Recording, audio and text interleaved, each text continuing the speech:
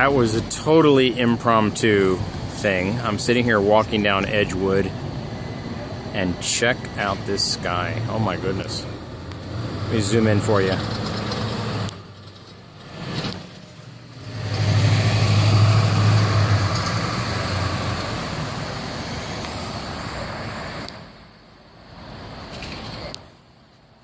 Magical evening here in ATL.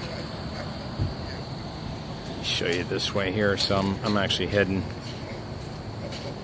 west on Edgewood. So this is interesting. That's the Ebenezer Baptist Church right over there on the corner. If you notice, the streetcar just took a left here.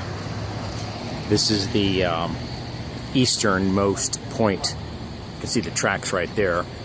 They basically go down, what is this, Jackson? Yeah, they go down Jackson, right over there to Ebenezer Baptist Church. That's where the MLK Center is.